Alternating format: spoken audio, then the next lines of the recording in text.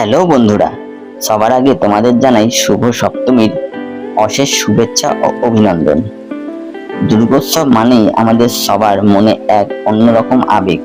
প্যান্ডেলের আলো, ঠাকুর দেখা, ভিড়, আড্ডা এইসবের মাঝেই কেটে যায় পুজোর দিনগুলো। কিন্তু এইবারের সপ্তমীর রাতটা আমাদের কাছে ছিল একেবারে আলাদা। কাল রাতে আমরা ঠিক করলাম, যেহেতু প্যান্ডেলে ভিড় খুব বেশি, তাই তার বদলে যদি অন্যরকম ভাবে উদযাপন করা যায় কেমন হয়। ভাবনা যেমন, কাজও তেমন। সন্তুর ফ্ল্যাটেই ছোট্ট করে জমে উঠলো এক আড্ডার পার্টি।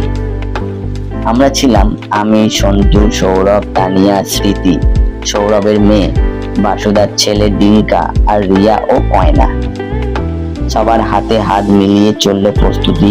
কেউ আনলো বাজার, কেউ দিল রান্নায় হাত, কেউ আবার শুধু হাসি আর গল্প দিয়ে মুহূর্তগুলোকে রঙিন করে তুলল। রান্নার সুগন্ধে ঘর ভরে উঠতেই শুরু হলো আমাদের ছোট্ট উৎসব।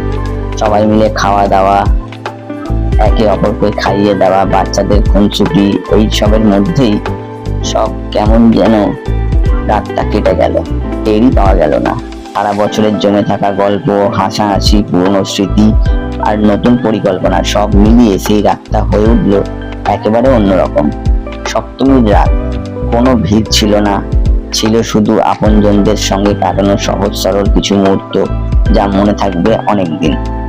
তোমরা কিভাবে কাটালে তোমাদের সপ্তমী কমেন্টে জানাতে ভুলো না।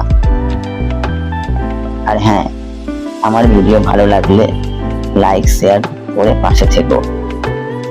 সাবস্ক্রাইব ও ফলো করতে ভুলো না, কারণ খুব শীঘ্রই আমি যাচ্ছি কালিম্পং ট্যুরে। সেখানকার সব অভিজ্ঞতা, হাসি, মজা আর ভ্রমণ কাহিনী তোমাদের সবার সাথে শেয়ার করব। ধন্যবাদ বন্ধুরা, শুভ দুর্গোৎসব।